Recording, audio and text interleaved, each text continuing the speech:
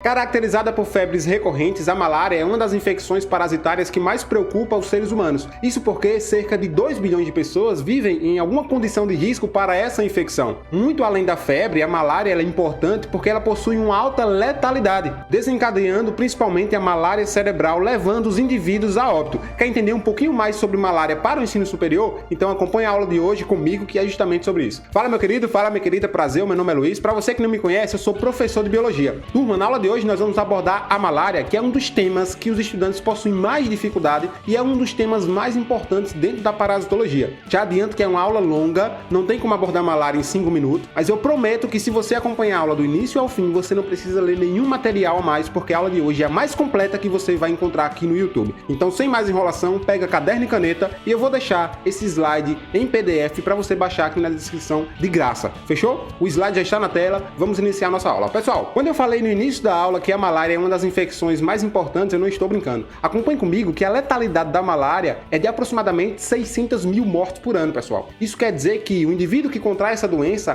tem grande chance de evoluir para óbito. Algumas regiões chamam essa doença não por malária, mas sim por pauladismo. E ela é tão antiga que já está presente nos escritos chineses há 3.000 anos antes de Cristo. Algumas regiões tiberianas, as pessoas que conviviam próximo a pântanos frequentemente tinham febre. Nesse sentido, os moradores dessas regiões associavam o mau cheiro dos pântanos à presença da febre. Daí o nome malária, porque ela vem de mau ar, ou seja, mau cheiro. Hoje nós sabemos que a malária ela é uma doença classificada como hemiparasitose porque ela vai afetar as nossas células sanguíneas, chamadas de hemácias ou eritrócitos. Quem é que causa essa infecção, pessoal? É o parasito chamado de Plasmodium. Nós vamos ter algumas espécies dentro do Plasmodium. E a doença é transmitida por um vetor do gênero Anopheles. Perceba comigo na imagem que nós temos aqui um vetor fêmea se alimentando de sangue. Luiz, tem importância de saber se é fêmea ou macho? Tem. Sabe por quê? A fêmea, ela precisa dos nutrientes, das proteínas presentes no sangue para nutrir seus ovos. Os machos, por não colocarem ovos, eles simplesmente se alimentam de seiva. Seiva é um açúcar das plantas. Isso quer dizer que só vai ser picado os indivíduos por mosquitos fêmeas do gênero Anopheles. Anota isso que é importante demais. Perceba nessa imagem que o vetor, ou seja, o inseto do gênero Anopheles, ele está com o abdômen cheio de sangue porque ele está se nutrindo. Falando um pouco da classificação taxonômica, os parasitos de malária pertencem ao reino Protozoa. Se você não lembra dessa classificação, eu vou deixar o link aqui sobre a aula de Giardia que eu explico com maior calma essa questão de reino. Mas tenha em mente que eles são protozoários. Isso significa dizer que são organismos eucariotos e unicelulares. Isso quer dizer que eles são formados por uma única célula. Veja nessa imagem um esporozoito de plasmódio, ou seja, é um plasmódio. Tudo isso que você está observando nessa imagem não é um tecido, não é um conjunto de células, é uma célula única. É o plasmódio, tá? Por isso que ele é unicelular. E ele também é eucarioto, significa dizer que o seu núcleo é protegido por uma membrana nuclear chamada de núcleo ou carioteca. Os parasitos fazem parte do filo apicomplexa. Anota aí que é muito importante a seguinte coisa. Os apicomplexos vão envolver os parasitos do gênero Plasmodium e também do gênero Toxoplasma. Isso quer dizer que esses protozoários, eles possuem na sua região da frente, na região anterior, um conjunto de organelas que vão formar o chamado complexo apical para penetrar a célula hospedeira. Por isso que são chamados de apicomplexos. O gênero é Plasmodium e nós vamos ter basicamente 5 espécies que vão infectar os seres humanos. O Plasmodium falciparum, Plasmodium vivax, Plasmodium malari, Plasmodium ovale e Plasmodium quinolese. Todos esses vão infectar os seres humanos, mas perceba que existem outros plasmódios que vão infectar galinhas, camundongos, outros primatas. O Plasmodium quinolese tem um menor grau de importância, isso porque ele é menos frequente e ele é menos grave. Assim como o Plasmodium ovale, que é menos frequente e menos grave também. Esse Plasmodium ovale, anota aí, ele é restrito à região da África, principalmente a África subsaariana. Agora, no intermediário, nós vamos ter o Plasmodium malari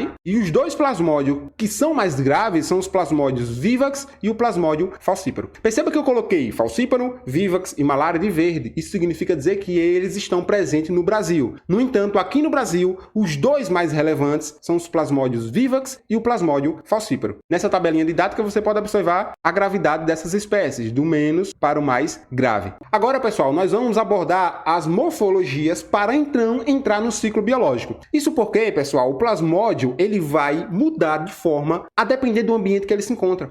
Veja comigo o raciocínio. Se o plasmódio ele passa de um hospedeiro invertebrado, que é o mosquito, para um hospedeiro vertebrado, o nosso corpo, o corpo do ser humano, é totalmente diferente do corpo de um inseto. Nós temos pH diferente, nós temos temperatura diferente, nós temos sistema imunológico diferente. Isso quer dizer que o parasito, para sobreviver, ele precisa mudar o seu formato corporal de acordo com o ambiente no qual ele está inserido. O primeiro formato, a primeira morfologia que nós vamos estudar aqui é o esporozoito. Perceba que eu vou trazer nomes novos para vocês. Esporozoito é o parasito que está saindo do inseto vetor e está entrando na corrente sanguínea do ser humano. Quais são as características do esporozoito? Primeira coisa, ele é móvel. Sabe por quê? Porque ele está saindo do inseto vetor, está entrando no ser humano pela probóscide e no corpo do ser humano tem um sistema imunológico. Isso quer dizer que se o plasmódio ele não tem locomoção, o sistema imune, os anticorpos vão combater ele com maior facilidade. Portanto, é importante que o esporozoito ele seja móvel. Muita atenção aqui, principalmente na hora de resolver questões. A malária, o plasmódio, ele não possui flagelo. Ele é um organismo unicelular aflagelado, tá? Ele pode se locomover rodando o seu próprio eixo. Perceba que eu falei do complexo apical, e essa porção aqui, ó, anterior do parasita. Dando zoom no complexo apical, nós podemos perceber que ele é formado por uma membrana externa e uma membrana interna e tem uma série de microtúbulos. Esses microtúbulos vão auxiliar o parasito a rodar no seu próprio eixo e penetrar a célula hospedeira. Existem organelas que vão auxiliar esse complexo apical, como os micronemas e as optrias, mas eu não vou entrar nesse detalhe. Qual é o primeiro formato? É o esporozoito, está saindo do inseto vetor, ele é móvel, possui o complexo apical para infectar as células hospedeiras. Quais são essas células hospedeiras que o esporozoito vai infectar? São os hepatócitos, ou seja, as células do fígado. É importante que você tenha em mente que esse esporozoito ele vai ter uma proteína chamada circunesporozoito. São proteínas que vão cobrir todo o corpo do parasito. E essas proteínas, pessoal, elas servem para enganar o sistema imunológico do hospedeiro. Portanto, o primeiro formato, esporozoito. Perceba que em azul estão os estágios infectivos do plasmódio. O esporozoito é o primeiro estágio infectivo que vai infectar os hepatócitos. Depois do esporozoito, quando ele infecta o hepatócito, ele vai entrar em um segundo formato chamado de trofozoito pré-eritrocítico. Ou seja, é um trofozoito que não está na hemácia chamada de eritrócito, mas sim no hepatócito. Portanto, é um trofozoito pré-eritrocítico. O trofozoito nada mais é do que uma mudança no formato do esporozoito.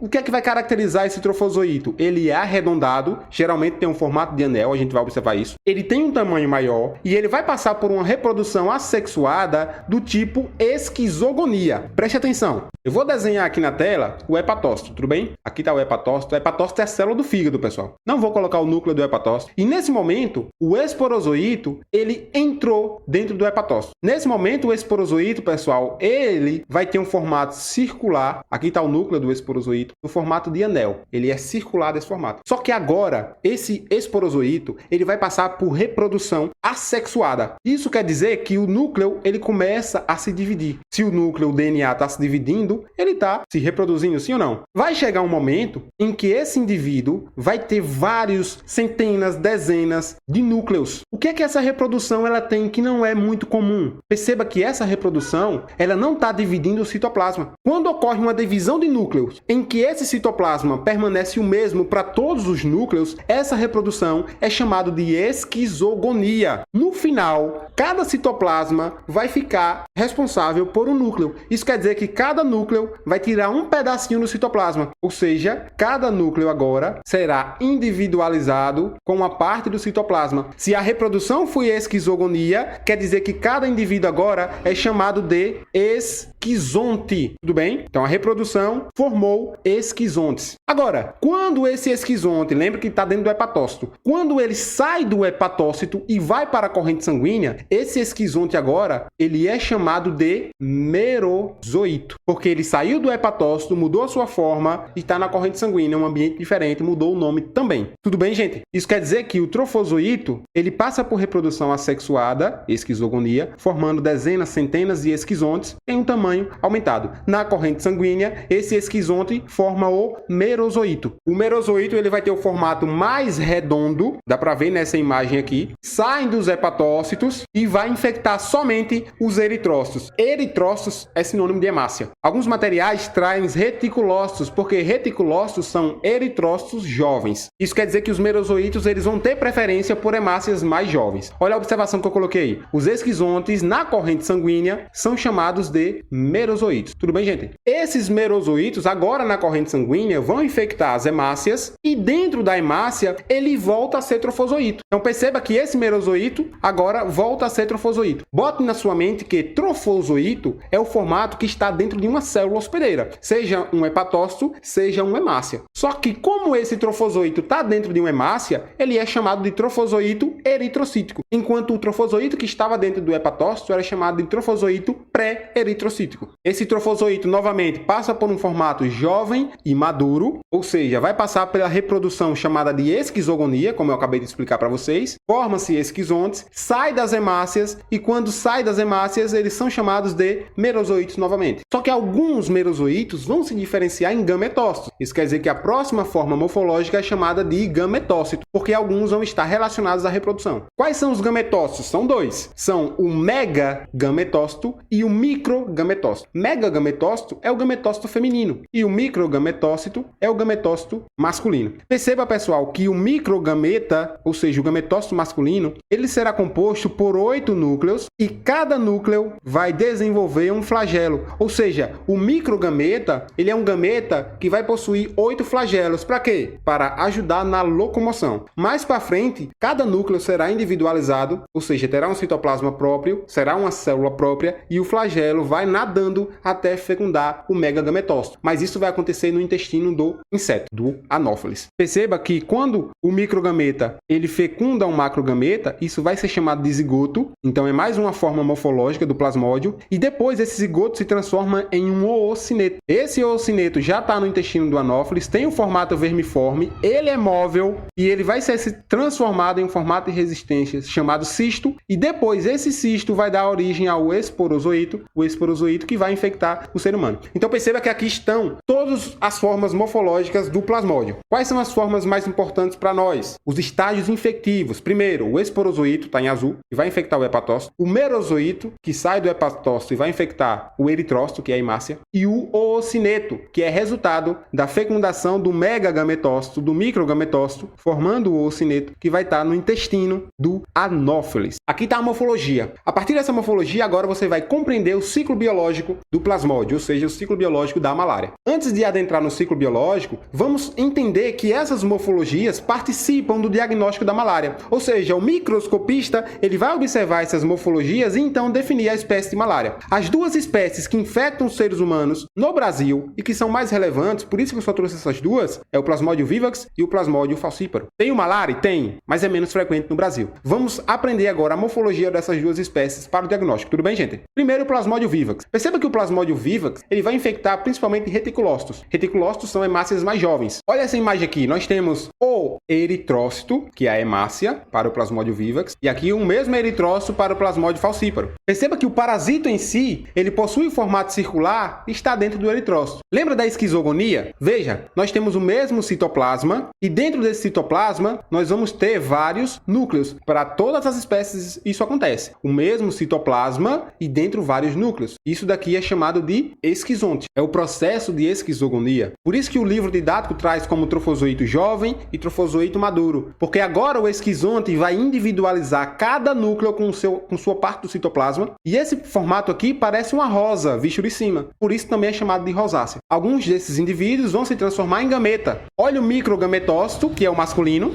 do Plasmodium vivax. E olha o microgametócito do Plasmodium falciparum. Aqui é o megagametócito do Plasmodium vivax. E na direita é o megagametócito do Plasmodium falciparum. Aqui está a morfologia. Outra característica do Plasmodium vivax, além de infectar reticulócitos, é que eles vão possuir pontos de Schuffner, que são materiais residuais. Veja que nessa imagem o Plasmodium vivax, diferentemente do Plasmodium falciparum, tem dezenas de pontinhos vermelhos, representando material residual. Isso quer dizer que a microscopia dá para identificar a espécie a partir dessas características. E outra característica é que no Plasmodium vivax, as hemácias não vão possuir alterações morfológicas nas suas bordas. Veja essa imagem aqui. O Plasmodium vivax vai infectar reticulócitos. Reticulócitos são hemácias mais jovens, isso quer dizer que elas são maiores, tá? Aqui são hemácias que estão observando. Aqui é um trofozoíto do Plasmodium vivax. Perceba que o mesmo Plasmodium vivax vai liberar pontos de Schuffner. Aqui nós estamos observando o Plasmodium vivax com dezenas, centenas de pontos de Schuffner sendo liberados. liberados. Perceba que a hemácia, pessoal, ela está com seu formato preservado, ela não tem alterações nas suas bordas, tudo bem? Isso quer dizer que aqui é a infecção pelo Plasmodium vivax. Agora, a microscopia do Plasmodium falciparum é um pouquinho diferente. E, geralmente, os microscopistas, eles vão buscar os gametócitos, porque é mais fácil de identificar. Veja na imagem aqui embaixo que o microgametócito e o megagametócito do vivax possuem o formato de banana. Então, é mais fácil identificar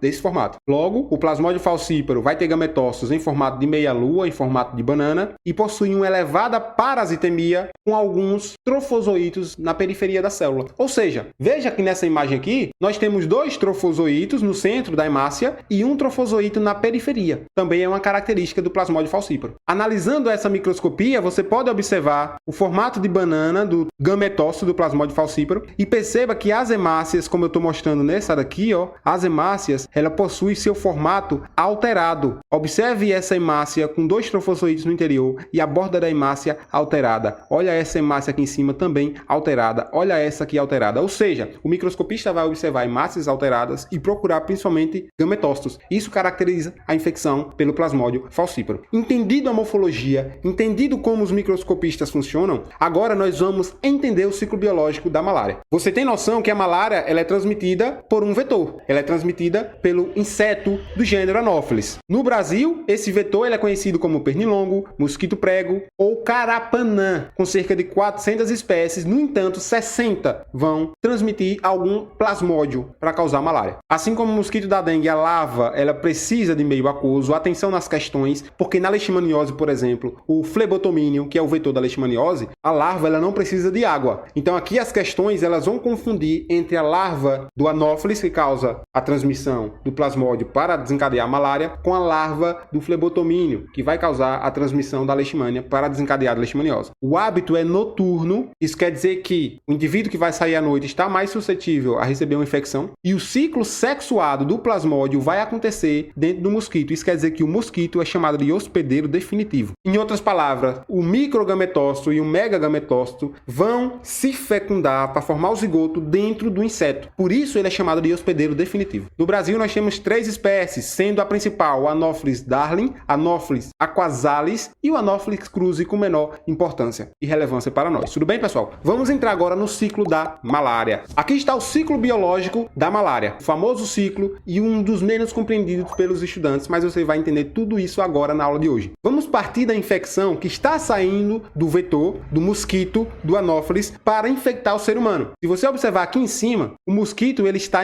liberando pela sua probóscide, pelo seu aparelho bucal, parasitos no formato de esporozoíto. Esses esporozoítos, eles vão cair na corrente sanguínea e na corrente sanguínea vão percorrer todo o corpo. Vão passar por dezenas de células, buscando a sua célula hospedeira chamada de hepatócito. Professor, como é que ele sabe que é o hepatócito? Pessoal, vocês têm que lembrar que na membrana das células possui diversas proteínas e essas proteínas são reconhecidas pelo parasito. É assim que ele reconhece quem é o hepatócito. Do vaso sanguíneo, ele vai passar por capilares sanguíneos até chegar nas células dos hepatócitos. Os esporozoítos, eles vão entrar nos hepatócitos. Muitas vezes eles infectam outras células, como as células de Kupfer, e depois entram nos hepatócitos, tudo bem? Dentro do hepatócito, pessoal, o esporozoíto agora, ele vai ser chamado de trofozoíto. Esse trofozoíto vai passar por reprodução assexuada, ou seja, são sucessivas mitoses, divisões equacionais, mas o citoplasma continua o mesmo, ou seja, o núcleo é dividido, mas compartilha o mesmo citoplasma. Esse tipo de reprodução é chamada de esquizogonia. Portanto, a reprodução assexuada vai formar vários esquizontes. Esses esquizontes dentro do hepatócito vão se reproduzindo até sair do hepatócito. Perceba que o esquizonte ele vai sair do hepatócito não causando a lise do hepatócito, ou seja, ele não vai matar o hepatócito, mas sim ele sai no formato de merossomos. Merossomos são vesículas. Isso quer dizer que o hepatócito está aqui, é formado por esquizogonia, vários esquizontes. Esses esquizontes ficam dentro de uma cápsula e essa cápsula sai do hepatócito, ou seja, o hepatócito não morre. Por isso que o parasito, quando está no hepatócito, ele não gera sintomas clínicos. O indivíduo ele fica assintomático, porque o hepatócito não morre. Dentro do merossomo é liberado os trofozoítos, que na corrente sanguínea, esses trofozoítos são chamados de merozoítos. Esses merozoítos, portanto, vão infectar agora os eritrócitos. Então perceba que agora começa o chamado ciclo eritrocítico. Quando o esporozoíto que saiu do inseto, que infectou o hepatócito, transformou em trofozoíto, transformou por esquizogonia em esquizontes, isso Isso é chamado de ciclo pré-eritrocítico. Agora aqui não. Aqui o parasito já está na corrente sanguínea no formato de merozoíto, portanto aqui é chamado de ciclo eritrocítico. Esses merozoítos, portanto, vão infectar hemácias. Dentro da hemácia, esse merozoíto, aqui está a hemácia, o merozoíto infectou a hemácia. Dentro da hemácia, esse merozoíto vai passar por divisões celulares assexuadas, compartilhando o mesmo citoplasma para vários núcleos. Depois, cada núcleo fica com o seu citoplasma para então sair da célula. Esse tipo de reprodução é chamado de esquizogonia. Esses indivíduos são chamados de esquizontes ou trofozoítos. Aqui é o trofozoíto jovem, que está compartilhando o mesmo citoplasma, e aqui é o trofozoíto adulto, maduro, que não está compartilhando citoplasma com outros indivíduos. Quando o trofozoíto ou esquizonte sai da hemácia, ele é chamado de merozoíto. Tudo bem? Então perceba, pessoal, que por esquizogonia, dentro do eritrocito é formado vários esquizontes ou trofozoítos, que quando cai na corrente sanguínea é chamado de merozoíto. Isso vai ficar no ciclo. A hemácia rompe, libera os merozoítos, ele infecta uma nova hemácia, transforma-se em trofozoíto jovem, trofozoíto adulto por esquizogonia. Esses trofozoítos ou esquizontes rompem a hemácia, caem na corrente sanguínea, sendo chamado de merozoíto. Esses merozoítos vão infectar outras hemácias e assim sucessivamente. Quando o merozoíto rompe a hemácia, ele libera várias substâncias químicas, chamadas de hemozoínas, que são toxinas. E essas substâncias vão causar os sintomas da malária, que é a febre, a suadeira, a tremedeira, a dor. No entanto, alguns merozoítos vão se transformar em gametas, ainda no ser humano. Pode ser megagametócito, que é o gametócito feminino, ou microgametócito, que é o gametócito masculino. Só que agora vem um inseto, o Anopheles, vai se alimentar desse hospedeiro e ele suga o sangue do hospedeiro. Quando ele suga o sangue, tá indo o merozoíto, tá indo hemácia, tá indo outras células e vai junto os gametócitos. Os merozoítos que o inseto suga vão morrer no intestino do inseto, mas os gametócitos não vão morrer no intestino do inseto. Agora a gente vai para a parte do ciclo dentro do inseto vetor. Perceba que esses dois gametócitos aqui, eles foram capturados e estão no intestino do inseto vetor. Observe nessa imagem que o sangue ele vem e os gametócitos ficam no intestino do inseto vetor, pessoal. Eu estou representando para vocês nessa imagem aqui o intestino do inseto vetor, tudo bem? E esse espaço aqui, esse espaço aqui é a hemolinfa do inseto, ele está sendo representado nesse espaço aqui. Veja que esse espaço aqui, entre o intestino e o exoesqueleto do inseto, é representado por esse espaço, beleza? No momento que o Anopheles suga o sangue, os gametócitos vão para o intestino do Anopheles. Só que o intestino do Anopheles, existe uma membrana chamada membrana peritrófica, que o sangue ele será digerido. Se o sangue for digerido, o inseto ele vai defecar. Isso quer dizer que o parasito ele tem que pensar logo e se reproduzir rápido, senão ele vai morrer. Como é que ele faz isso? Perceba que dentro do intestino, o gametócito masculino, o microgametócito, ele vai desenvolver vários flagelos, até que cada flagelo é liberado, levando um núcleo em direção ao megagametócito. Esse megagametócito aqui vai se fecundar com o microgametócito e vai formar o zigoto. Do zigoto agora, que é uma célula 2N, tem DNA do microgametócito e DNA do megagametócito, esse zigoto agora, ele vai ser transformado em uma forma chamada de oocineto. Cineto lembra energia cinética. Cinética é a energia do movimento. Isso quer dizer que o oocineto, ele vai possuir movimento vermiforme. Portanto, esse oocineto, que era o zigoto, ele vai conseguir penetrar a parede intestinal, a mucosa intestinal do flebotomínio e vai adentrar essa região aqui. Ou seja, o oocineto foi formado no intestino e ele consegue penetrar a parede intestinal para ficar no espaço da hemocele aqui do inseto. É isso que a imagem está mostrando. Quando o oocineto ele penetra a parede intestinal, ele agora forma um formato de resistência, uma parede quitinosa, e formato de resistência a gente chama de cisto. Portanto, é um oocisto. Dentro dessa parede de resistência, que fica acoplada ao intestino pela parte de fora do inseto, no espaço da hemocele, entre o intestino e o exoesqueleto do inseto, esse oocisto vai passar por várias divisões celulares dentro, porque o parasito está se reproduzindo por forma assexuada, formando vários esporos. Portanto, esse cisto ele também pode ser chamado de esporocele.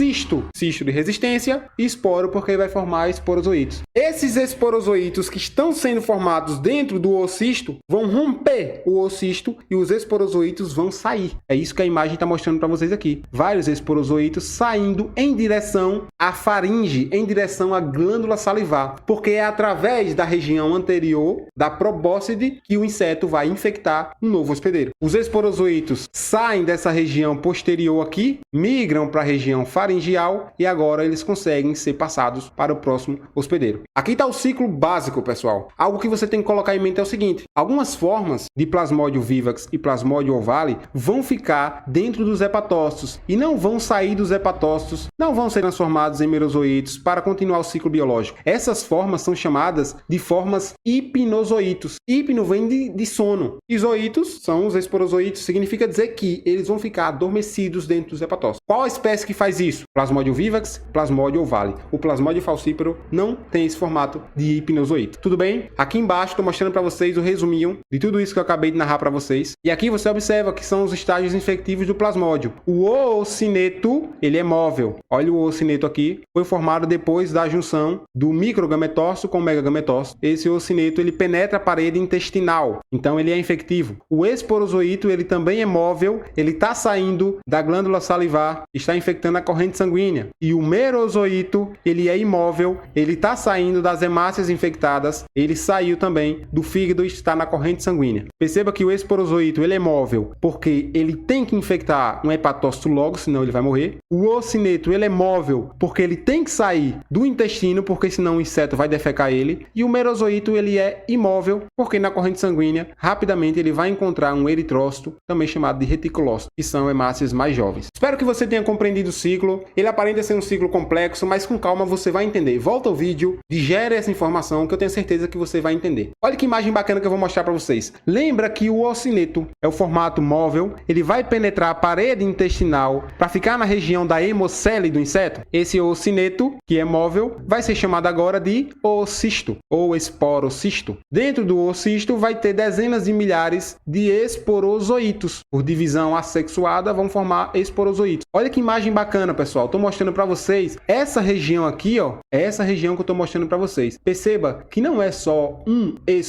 oocisto, são dezenas de oocistos formados. E se você observar esses oocistos aqui mais próximo, perceba que desse oocisto está saindo dezenas de esporozoítos. Perceba que dentro de um oocisto, estou mostrando para vocês aqui dentro, tem dezenas, centenas de esporozoítos. Aqui é uma microscopia 3D. Aqui essa imagem ela está mostrando a hemácia. Perceba que dentro da hemácia terá dezenas, centenas de trofozoítos maduros, também chamado de esquizontes, porque passou por esquizogonia. E nessa imagem do lado é a hemácia deformada, mostrando que essa hemácia ela perde a capacidade de transportar oxigênio, ela deforma devido à presença dos parasitos que vão consumindo todo o oxigênio dentro da hemácia. Por isso que um dos sintomas é justamente a anemia. Deu para ver essa imagem bacana? Agora vamos consolidar o ciclo biológico entendendo um vídeo 3D para você ver como isso acontece de modo dinâmico. Vamos iniciar o ciclo biológico da malária com um mosquito anófile se alimentando de um hospedeiro saudável. Com seu aparelho bucal picador, esse mosquito inocula formas do parasito no formato de esporozoíto. Rapidamente, esses esporozoítos vão adentrar na corrente sanguínea e percorrer todo o corpo. Perceba que ele vai passar por diversos órgãos até chegar nas suas células hospedeiras chamadas de hepatócitos. Nos hepatócitos, os esporozoítos vão possuir o auxílio de outras células, como as células de Kupffer, até de fato adentrar no hepatócito. Dentro do hepatócito, esses esporozoítos são chamados de trofozoítos, que vão passar por uma reprodução assexuada chamada de esquizogonia. Essa esquizogonia vai formar esquizontes que vão sair dos hepatócitos sem causar lise do hepatócito. Por isso a forma do hepatócito é assintomática.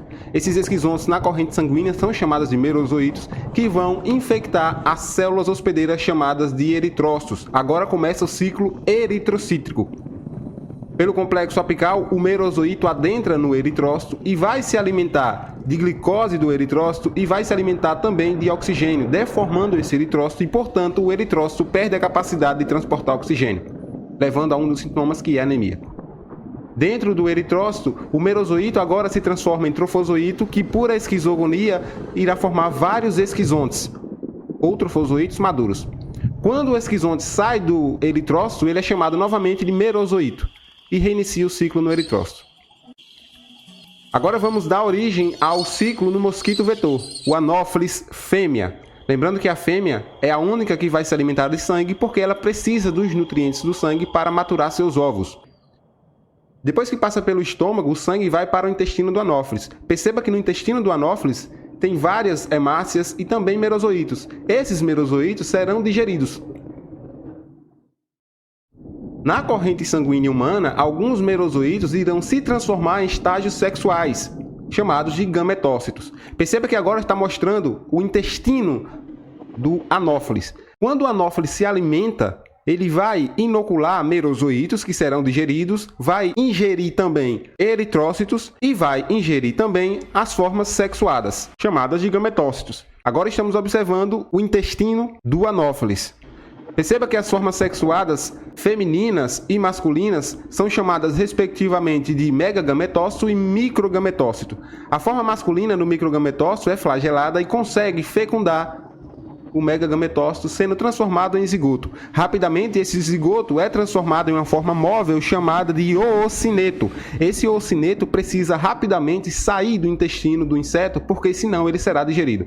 Portanto, o oocineto ele perfura a parede intestinal do inseto, sendo transformado agora em um cisto de esporozoítos, também chamado de oocisto ou esporocisto.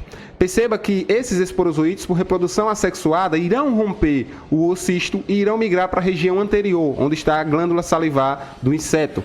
Portanto, reiniciando o ciclo, uma vez que o inseto vai se alimentar de um novo hospedeiro. Essa probóscide, ou região faringeal do inseto, o aparelho bucal do inseto, possui propriedades anestésicas e anticoagulantes, que faz com que o seu hospedeiro humano não perceba a picada e, portanto, o ciclo da malária ele é reiniciado com sucesso.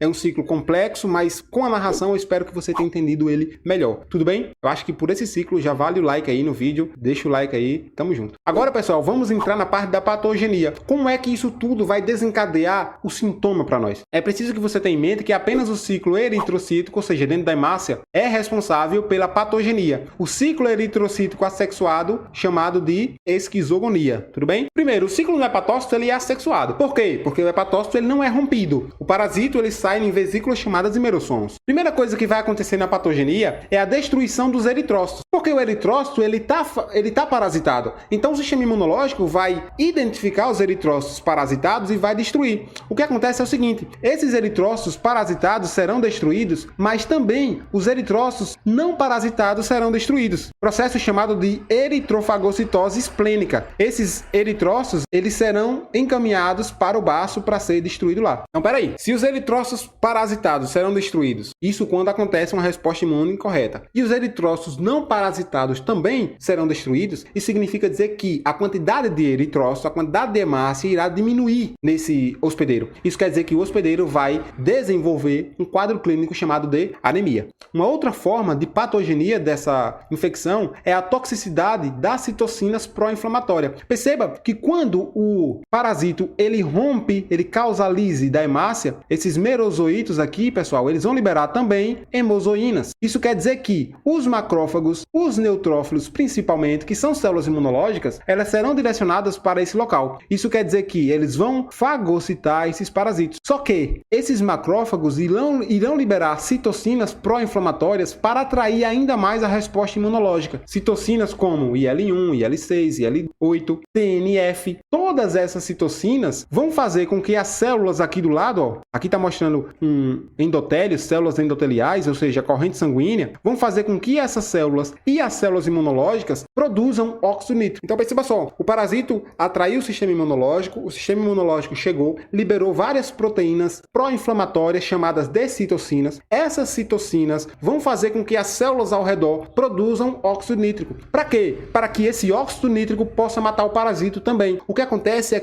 que a quantidade exacerbada de óxido nítrico, que é uma molécula pró-inflamatória, inflamatória é danosa para as células também, porque elas interrompem o ciclo celular. Isso quer dizer que o indivíduo ele vai manifestar também sintomas clínicos, como por exemplo, febre, dor. Para além disso, o sistema imunológico vai liberar proteínas chamadas de pirogênio para aumentar a temperatura corporal. Então perceba que o indivíduo ele vai desencadear febre. Agora, uma das patogenias mais importantes na malária é o sequestro de eritrócitos parasitados na rede capilar. Pessoal, veja só, nós temos aqui nessa imagem, está mostrando eritrócitos, são células sanguíneas que estão parasitadas, estão vendo? Está cheio de parasito dentro do eritrócito. São trofozoítos dentro do eritrócito. Lembrando que esse trofozoíto, quando ele sair, vai ser chamado de merozoíto. Mas dentro do eritrócito, ele é chamado de trofozoíto ou também ele é chamado de esquizonte. Perceba que esses eritrócitos aqui infectados, eles vão se ligar a proteínas do hospedeiro chamado de CD36. Por exemplo, aqui nós temos plaquetas exibindo CD36. Essas plaquetas fazem com que a hemácia se ligue nas plaquetas e também se ligue às células endoteliais. Perceba que as células endoteliais também vão se ligar às hemácias, onde? Nas proteínas chamadas CD36 das células do hospedeiro. E para além disso, pessoal, o parasito, quando ele está na hemácia, ele faz com que essa hemácia ela exiba na sua membrana plasmática proteína chamada de proteína 1 da membrana do eritrócito, do plasmódio falciparum, ou seja, o plasmódio faz com que a hemácia ela exiba proteína de superfície. Eu quero que você perceba a seguinte coisa: como o parasito está modulando essa resposta, fazendo com que a hemácia exiba proteínas na superfície, fazendo com que a hemácia se ligue às plaquetas, fazendo com que a hemácia se ligue às células endoteliais através das adesões por proteína CD36, significa dizer que as hemácias estão formando aglomerações. Essas aglomerações das hemácias dentro de um vaso sanguíneo é chamado de roseta. Portanto, essa imagem está mostrando a formação de roseta. Qual o problema? O problema é que essa roseta dentro de um capilar sanguíneo, que é muito fino, vai causar obstrução desse capilar. Portanto, essa obstrução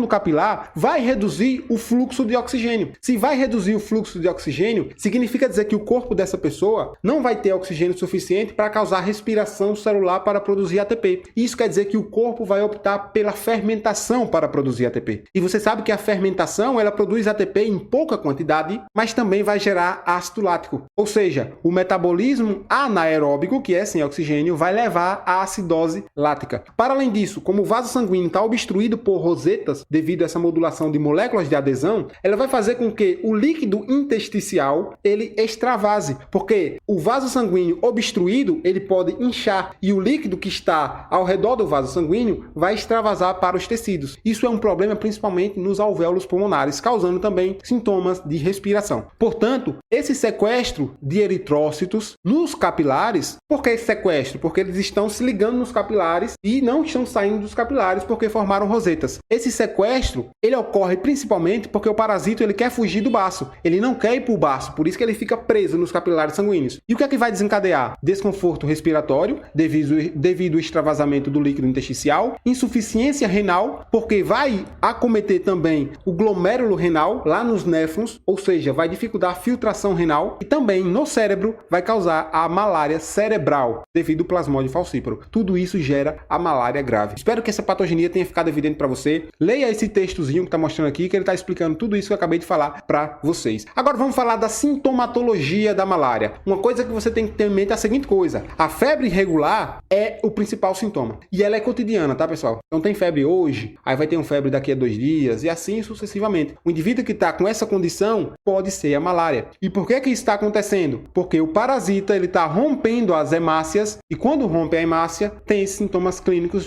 principalmente porque atrai o sistema imunológico e causa essa cascata imunológica. O período de incubação média é de 15 dias. Isso quer dizer que, se a pessoa se infectou hoje, em média, daqui a 15 dias, ela vai manifestar os sintomas clínicos. Essa ruptura das hemácias é chamada de acesso malárico, que é clássico na malária. O que é o acesso malárico? É a ruptura das hemácias, seguida por cansaço, náusea, vômito, e isso com periodicidade. Isso porque, quando a hemácia é rompida, ela libera hemozoínas, atrai o sistema imunológico e causa esses sintomas. Qual é essa periodicidade?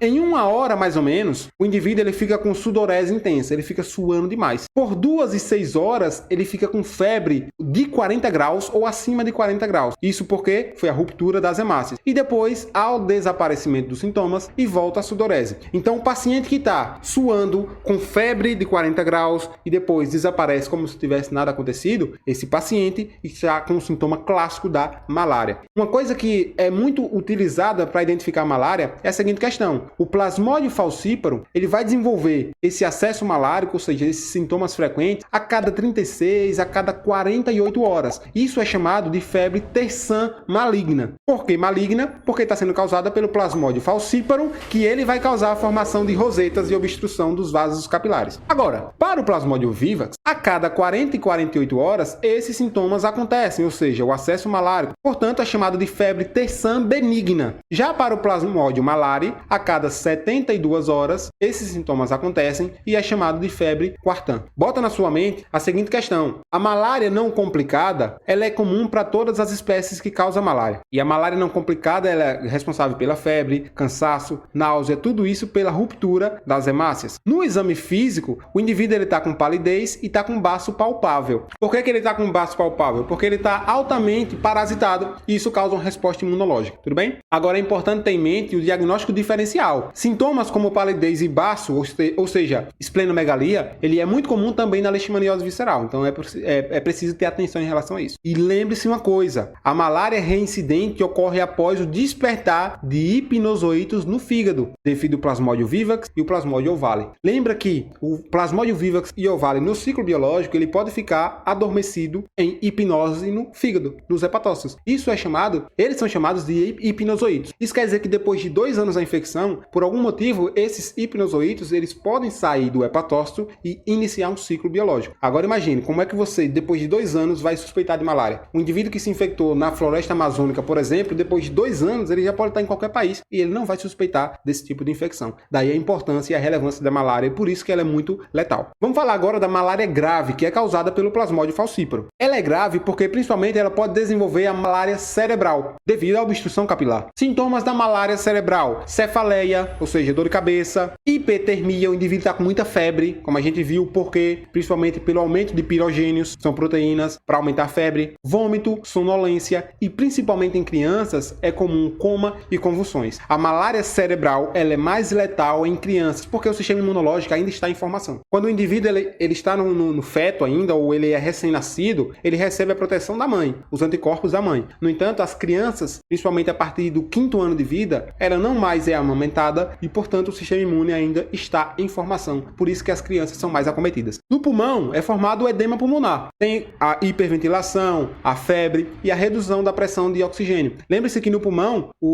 devido ao extravasamento, principalmente quando o vaso sanguíneo ele é obstruído, há um extravasamento de líquido intersticial no pulmão e isso prejudica os alvéolos pulmonares nas trocas gasosas. Portanto, a hiperventilação ela é comum porque o indivíduo está tentando respirar. A malária também vai afetar os rins, causando a redução do volume urinário. Se o volume urinário é reduzido, ou seja, o indivíduo está suando demais, pessoal, ele está perdendo água. Se ele está perdendo muita água, quer dizer que a concentração de ureia e creatinina vai estar elevada. Daí também o diagnóstico é importante perceber a quantidade de ureia e creatinina. E é mais frequente em adultos. No rim, os glomérulos eles serão afetados. O glomérulo é aquela região da cápsula, a cápsula de Bowman, que vai filtrar o sangue para a produção de urina. E também é comum a hipoglicemia. Poxa, gente, por que diminui a quantidade de açúcar? Porque o parasito ele vai se alimentar de glicose, de glicogênio. É por isso que o parasito, quando ele sai do inseto vetor, o esporozoito, ele vai infectar os hepatócitos, porque o hepatócito é uma célula altamente rica em glicogênio, tá? Olha esse relato de caso que eu trouxe para vocês, que bacana, pessoal. Ela é uma mulher de 55 anos de idade que ela retornou de uma visita a Gana e ela voltou para a Flórida, nos Estados Unidos. Quando ela, olha os sintomas que ela estava sentindo, ó, febre irregular por 7 dias, ou seja, tem febre hoje, aí não tem, aí tem febre amanhã, retorno a cada 48 horas, parece uma febre terçã, não sei se é benigna ou maligna, sintomas não específicos, desordens mentais, opa, ela não respondia a perguntas, ela estava passando por alucinações, dor de cabeça, dificuldade de respirar e ela negou ter recebido profilaxia contra a malária, ou seja, ela viajou e não tomou nenhum medicamento contra a malária. Aqui o médico já começa a suspeitar de malária terçã maligna, ou seja, causada pelo Plasmodium falciparum. No diagnóstico, ela estava com malária severa, ou seja, a malária complicada, insuficiência renal, respiratória, hepática, coagulação disseminada. Quando eles analisaram uma lâmina por esfregaço sanguíneo, eles observaram que as hemácias estavam altamente parasitadas. Perceba que lá no começo, quando eu falei como é que um microscopista ele faz para diferenciar a infecção, ele observa o formato das hemácias. Veja veja que tem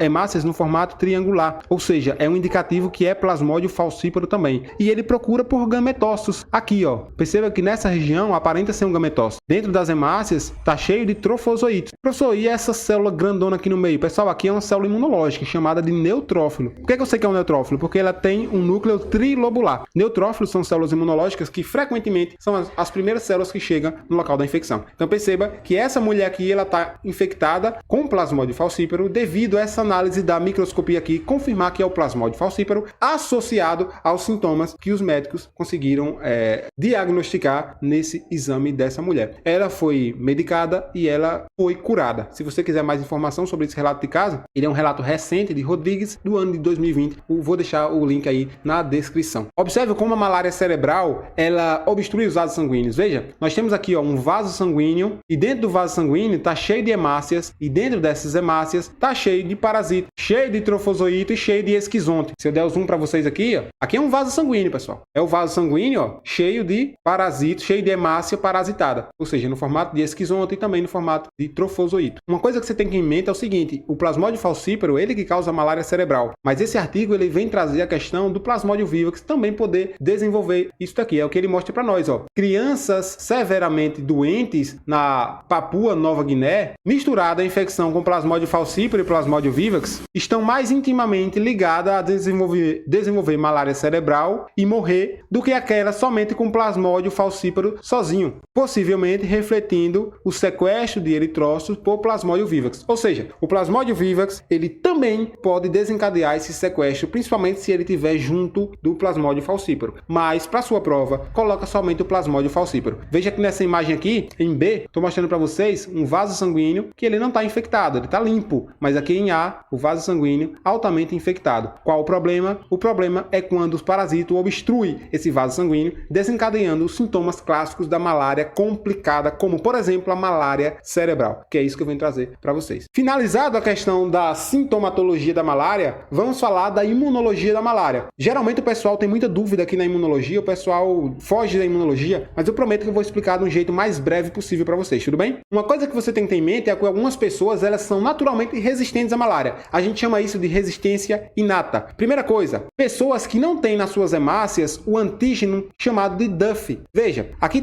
tô desenhando uma hemácia para você e estou colocando na superfície da hemácia uma série de proteínas chamada de proteínas Duff. Proteína é sinônimo de antígeno, tá, pessoal? Isso quer dizer que o merozoíto, ele vai identificar esse antígeno Duff e, portanto, ele vai ser internalizado. No entanto, pessoas que têm suas hemácias, que nas suas hemácias não tem essa proteína Duff, os merozoítos, eles não vão conseguir infectar. Principalmente, o plasmódio vivax, ele não conseguirá ser internalizado pelo eritrócito. Ou seja, uma pessoa que não tem essa proteína Duff, ela não vai ter malária, porque o parasito não vai infectar a hemácia, uma vez que ele não identificou. Agora, existe uma outra resistência, que são os indivíduos que têm anemia falciforme. Não sei se você lembra de genética, mas a condição de anemia falciforme é uma condição recessiva. Por exemplo, se eu pegar a hemoglobina e o indivíduo ele for Szinho, ou Azinho, que é a mesma coisa, esse indivíduo ele será anêmico, porque ele terá a anemia falciforme, que é a hemácia no formato foice, ela é dobrada e, portanto, a hemácia ela não vai carregar oxigênio. Se a hemácia ela não carrega oxigênio, ela dificulta a sobrevivência do parasito dentro da hemácia. Só que alguns indivíduos, pessoal, eles são heterozigotos, ou seja, ele possui o gene para a anemia falciforme, que pode ter vindo da mãe ou do pai, e ele possui o gene saudável para a produção da hemácia, que pode ter vindo da mãe ou do pai. Ou seja, ele é heterozigoto. É isso que essa imagem está mostrando para vocês. Uma mãe que é heterozigoto, AS,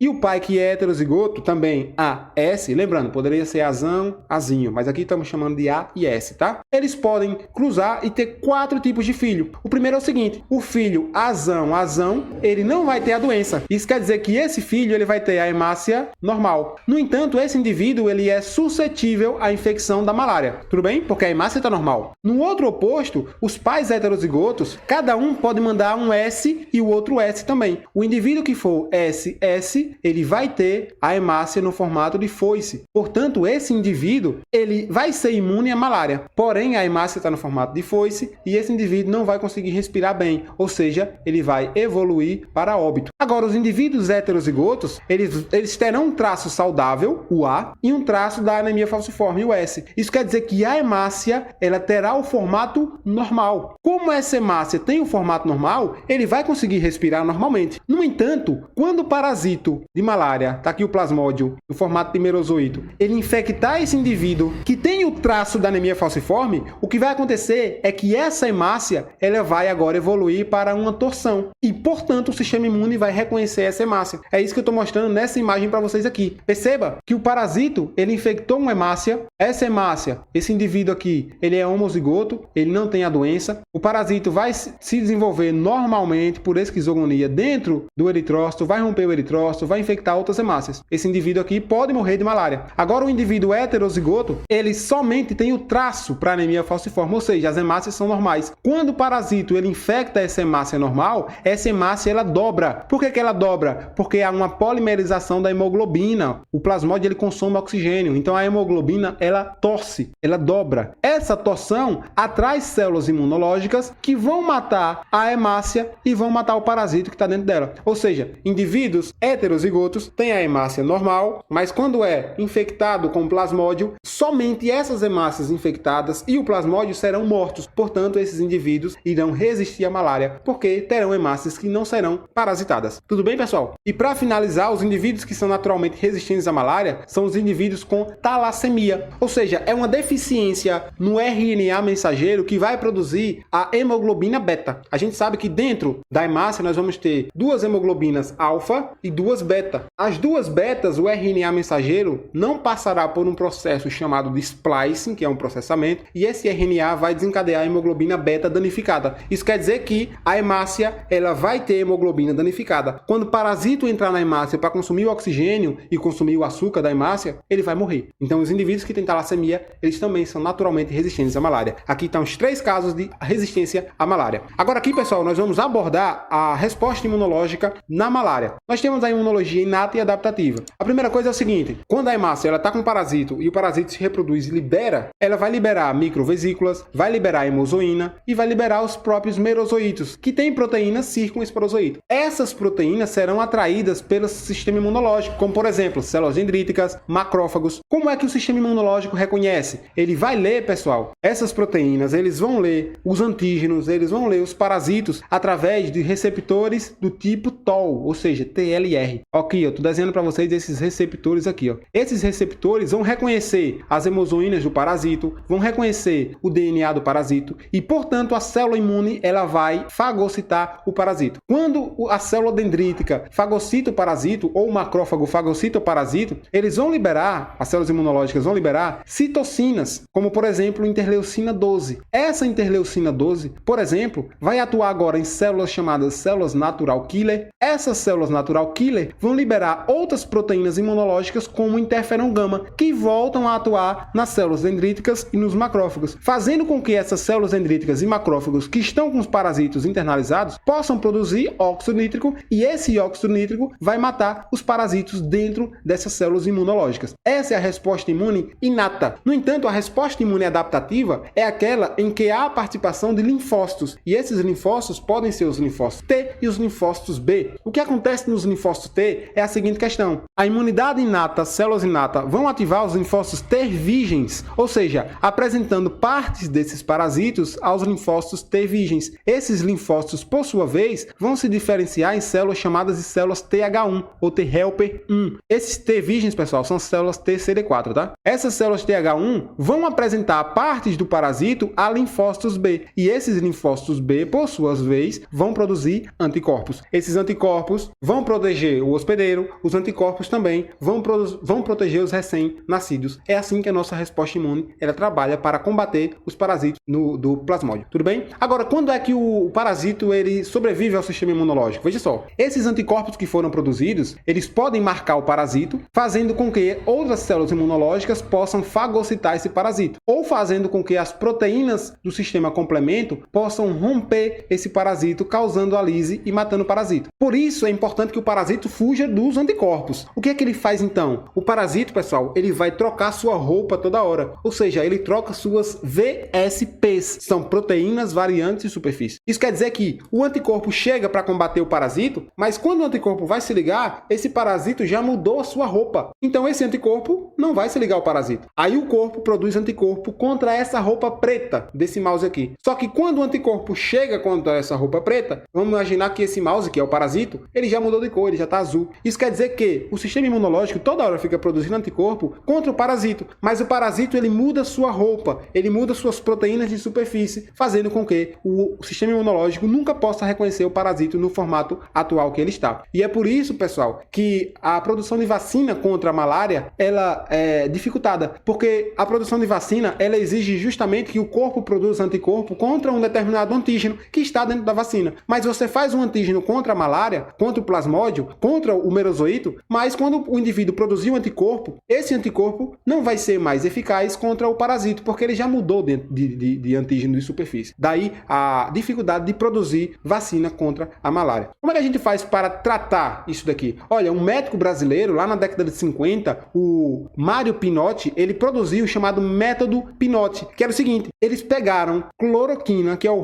medicamento contra a malária, e misturaram essa cloroquina com sal de cozinha e distribuíram principalmente para indivíduos que vivem na Amazônia, na região amazônica. Perceba, aqui é a produção de sal cloroquinado e aqui é a distribuição desse sal para a população. Esse método foi chamado de método Pinotti e funcionou por um determinado tempo. No entanto, a população começou a sentir o gosto ruim do sal, porque a cloroquina sobressaía o gosto do sal. Então os indivíduos deixaram de tomar esse sal. Além disso, como a região ela é muito úmida, essa cloroquina ela dissolvia mais facilmente e o gosto era ressaltado. Isso quer dizer que esse método ele foi descontinuado porque os indivíduos deixaram de tomar a cloroquina. Além de outras questões, como por exemplo, aumento da resistência do plasmódio contra esse medicamento, devido ao uso em demasia. Você consegue falar para mim qual foi o uso em demasia de cloroquina sem necessidade recentemente? Bota aqui nos comentários para ver se você está acompanhando essa aula por completo. Como é que a gente vai tratar a malária? Primeira coisa, cloroquina, ela vai servir para o Plasmodium vivax, ovale e malária. Para quem? Para os merozoítos e gametócitos. Os merozoítos que vão infectar as hemácias e os gametócitos que serão fagocitados pelo inseto. Então, essa forma aqui será combatida, portanto, o indivíduo ele não vai manifestar o sintoma clínico. Só que é ineficaz nos tecidos. Então, não vai adiantar, por exemplo, no hepatócito. A cloroquina ela é bacana porque ela tem baixa toxicidade. E isso se tomada de modo adequado, né, pessoal? A segunda forma de estratégia é a primaquina. Tem ação tecidual, então vai evitar a formação de esquizontes, ou seja, vai evitar com que o esporozoíto forme esquizontes por esquizogonia e esses esquizontes virem merozoítos, então vai impedir isso. Combate os hipnozoítos, Plasmodium vivax e ovale, combate os gametócitos, ou seja, é um medicamento ideal, porém ele tem elevada toxicidade. Para o Plasmodium falciparum, ele já é resistente à cloroquina, tá? Imagina agora depois desse período de que o pessoal ficou tomando cloroquina à torta direita, imagina como é que tá. Então qual é o método utilizado? É o artesunato combinado com a mefloquina ou o aritemé combinado com a lumefrantina. Esses aqui são os métodos escolhidos para o tratamento. Uma combinação de medicamentos ela é muito eficaz geralmente, tá, pessoal? Na gravidez, a cloroquina ela é indicada para o Plasmodium vivax, a quinina para o Plasmodium falciparum e a primaquina tem o risco de hemólise fetal. Aqui está os principais tratamentos para a malária. Obviamente eu não vou me aprofundar nisso porque é só você consultar isso no seu livro. Para finalizar, a epidemiologia da malária ela é uma das mais assustadoras do mundo, tá, gente? Porque a gente viu que ela tem uma alta letalidade. Por exemplo, a malária ela está restrita às regiões tropicais e subtropicais. Por que não tem malária no Polo Norte? Porque a malária ela é uma doença heteroxênica, ou seja, ela precisa do inseto vetor também. E não vai ter inseto no Polo Norte, por exemplo. Daí a importância da doença estar localizada nas regiões dos trópicos, tá? Em 2022, 249 milhões de casos com 608 mil óbitos. É caso demais, principalmente, pessoal, na região da África subsaariana, que é a África mais afetada, mais pobre, que está representada por 94% dos dados, tá? Desses 94%, 95% evolui para óbito. Crianças abaixo de 5 anos corresponde a cerca de 80%, como eu falei recentemente, devido ao sistema imunológico. Se você quiser esses dados, conferir esses dados por conta própria, você pode acompanhar o site da OMS, que foi por lá que eu tirei. E no Brasil, como é que tá no Brasil? No Brasil, pessoal, falando de América de caso geral, são 520 mil casos em 2021, recentemente, com 126 mortes. É muito caso. Aqui, felizmente, se é que podemos dizer isso, a maioria dos casos são causados pelo Plasmodium vivax e a minoria pelo Plasmodium falciparum. Perceba essa tabela aqui? Perceba que a minoria dos casos é causada pelo vivax, pelo falciparum e a maioria pelo vivax. E o pico foi lá em 2017, 2018 e a partir de 2018 os casos caíram, mas em 2020 nós sabemos que teve o evento da doença mundial, esses casos estão aumentando novamente. No Brasil, nós temos a região amazônica com maior número de casos, 99% ocorre na Amazônia Legal. A gente sabe que a Amazônia não é só o estado do Amazonas, né? São outros estados também, salvo engano, 9 estados também, principalmente no Acre, Amazonas, Amapá, são os destaques aqui. Ou seja, no Brasil está localizado na região norte do país, a letalidade nas demais regiões, a letalidade na região norte ela é baixa porque os indivíduos já estão em equilíbrio imunológico, mas nas demais regiões a letalidade ela é alta. Isso significa dizer a seguinte coisa: na malária, pessoal, quem mora em São Paulo, quem mora no Rio, quem mora na Bahia, que vai para a região amazônica e não toma medicamento prévio, o risco de letalidade ele é maior porque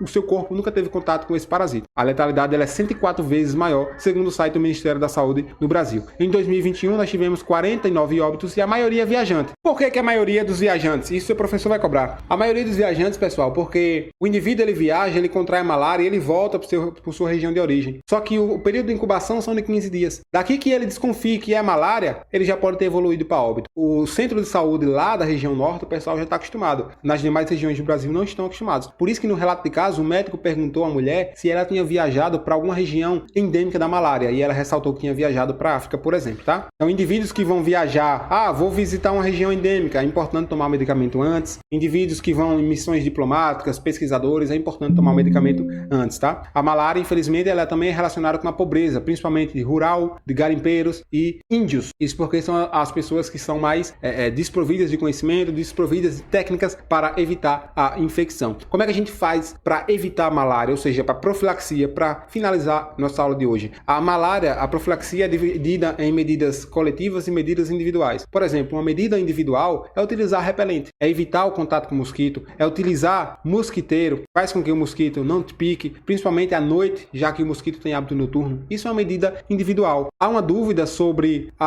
tomar medicamentos como profilaxia, porque isso aumenta a resistência desse tipo de parasito ao medicamento. Logicamente, nós temos que combater o vetor com inseticidas, combater as larvas com larvicidas e pensar em saneamento básico, né, pessoal? É inadmissível um município, por exemplo, endêmico, com regiões abertas em que o mosquito ele possa se proliferar. Logicamente, nós temos que melhorar a condição de vida dessa população, que é a população mais pobre afetada, e a educação também. Através da educação, o financiamento de pesquisas, como por exemplo, pesquisas utilizando CRISPR-Cas9, ou seja, modificação genética, faz com que os mosquitos eles possam naturalmente eliminar o parasito dentro do seu trato gastrointestinal. Isso tudo acontece devido à educação. Como eu falei para vocês, a produção de vacina ela é complicada, mas ela está em desenvolvimento. Já tem uma vacina sendo aplicada na África, porém a eficiência da vacina fica em torno de 40% devido às proteínas variantes de superfície, ou seja, o parasito ele muda muito suas proteínas de superfície e isso é difícil de tratar a malária. Eu trouxe para vocês aqui um panorama geral. Eu sei que a aula é muito longa, pessoal, mas a aula de malária não tem como ser uma aula dada em 5 minutos. Portanto, aqui estão algumas referências para vocês e eu peço que se você chegou até aqui, dê o like no vídeo, assista as demais aulas do canal, isso ajuda demais. Eu vou fazer uma aula de resolução de questões de malária agora para que você possa treinar os conhecimentos da aula de hoje. Clique no gostei e considere apoiar o canal. O canal não é monetizado